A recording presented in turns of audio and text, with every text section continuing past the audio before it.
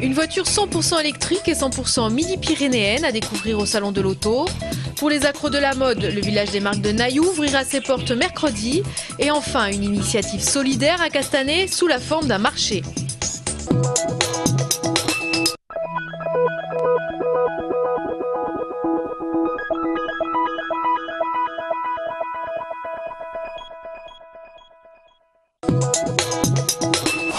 Au salon de l'auto, voitures de sport et grosses cylindrées occupent toujours le haut du pavé. Pourtant, au paradis des énergies carbonées, l'écologie perce petit à petit. Dernier exemple en date, le Colibus, petit utilitaire 100% électrique. Conçu et réalisé entre Toulouse et Auch, c'est une voiture totalement midi-pyrénéenne, dérivée du domaine d'excellence régional. L'innovation, c'est un plancher ultra plat, ultra bas qui pèse 60 kg, qui a été fait avec du transfert de techno aéronautique. C'est du nid d'abeille aéro en fait, qu'on a réutilisé. Et il a la particularité d'embarquer 6 mètres cubes dans un volume, en tout cas dans un environnement très restreint.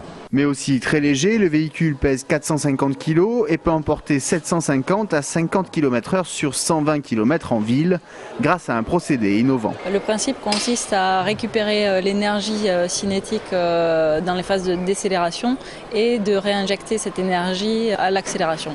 On gagne de l'ordre d'un peu plus de 30% d'autonomie. Ce véhicule est conçu pour la logistique en centre-ville, dite du dernier kilomètre. Son industrialisation débutera en mars et pour l'heure, 15 commandes fermes sont enregistrées. Le prix grand public sera inférieur à 40 000 €. Nayoux, son moulin, ses coteaux et désormais son Fashion Village. 60 boutiques se partagent ici 22 000 mètres carrés. Le tout premier village de marque du Sud entend attirer une clientèle régionale et étrangère et surtout développer l'emploi sur le bassin. C'est un gros enjeu au niveau du territoire, à la fois en termes touristiques, mais également en termes d'emploi. Je crois que le premier enjeu, c'est l'emploi, puisqu'on a créé sur ce village entre 300 et 400 emplois directs et indirects. Alors nous, on table sur 1,7 million, 2 millions de visiteurs sur la première année. Et théoriquement, sur le démarrage, donc du mercredi 23 au dimanche 27, on table sur 50 000 visiteurs au total. Résultat, un temple de la consommation dédié à la mode et à l'équipement maison, et avec la promesse pour les habitants de Nayoux de redynamiser la commune. Mes parents ont acheté le bar il y a 4-5 ans, un truc comme ça. Et ils l'ont acheté justement par rapport au village de marque. C'est prévu qu'il y ait 30% de clientèle en plus. En attendant, l'heure est au dernier préparatif au village de Marque avant l'ouverture au public mercredi. Travailler en indépendant sans être auto-entrepreneur, ni passer par l'intérim ou encore fonder son entreprise, cela est possible depuis 2008 grâce au portage salarial, une nouvelle forme de travail qui permet de facturer des prestations tout en gardant un statut de salarié.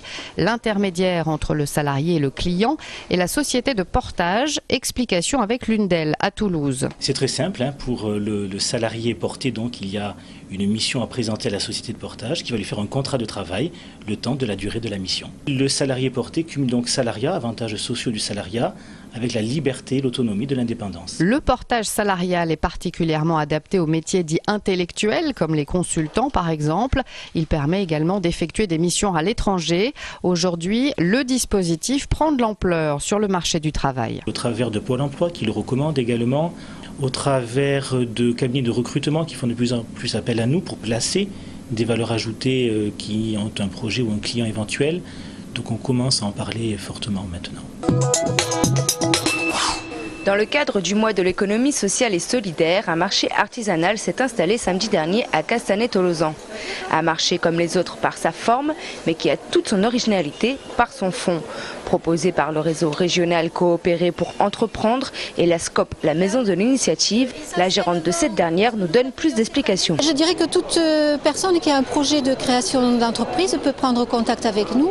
On va pouvoir étudier ce projet et proposer un accompagnement qui leur permettra de le développer, on va dire dans un cadre le plus sécurisé possible, de manière à limiter les risques à la création d'entreprise. En bref, d'une idée, la maison de l'initiative en fait un projet soutenu, cadré, avec un emploi sécurisé à la clé.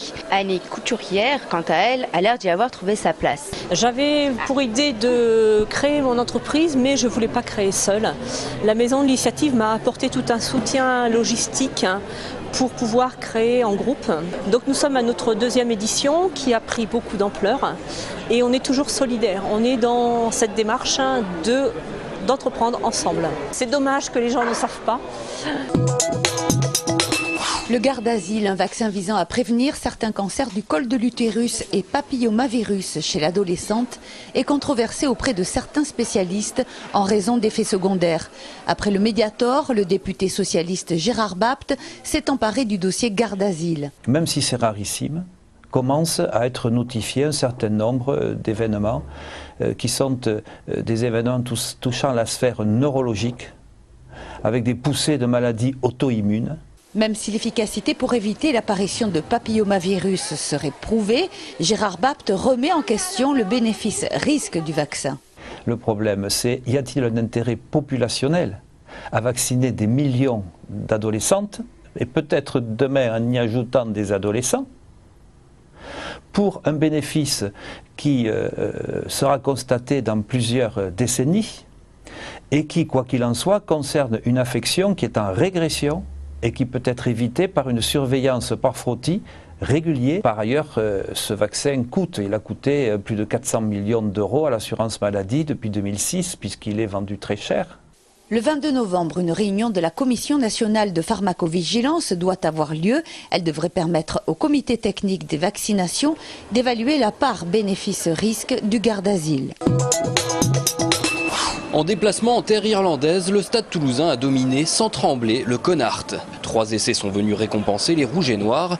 Au final, victoire 36-10. Un large succès donc, mais une pointe de regret puisque les hommes de Guinoves ne sont pas passés loin du bonus offensif. 14e journée de Ligue 1 au Stadium, le Toulouse Football Club a réalisé une solide prestation face aux champions de France en titre, Lille. Les occasions se sont multipliées des deux côtés, le LOSC obtenant même un pénalty sur cette faute de Braaten. C'est le moment choisi par Ahamada pour sortir le grand jeu et détourner le tir de Moussasso. Le TFC à la 65e minute aurait même pu ouvrir le score, Dido servant parfaitement Tabanou, la chance n'étant malheureusement pas au rendez-vous. Score final 0-0, au classement le TFC conserve sa 6e place. Samedi, un sanglier terrorisé a divagué dans le centre-ville de Toulouse. Sans doute échappé d'une battue, il s'est jeté dans le canal du Midi où un lieutenant de louveterie l'a finalement abattu. Un choix qui a choqué des passants.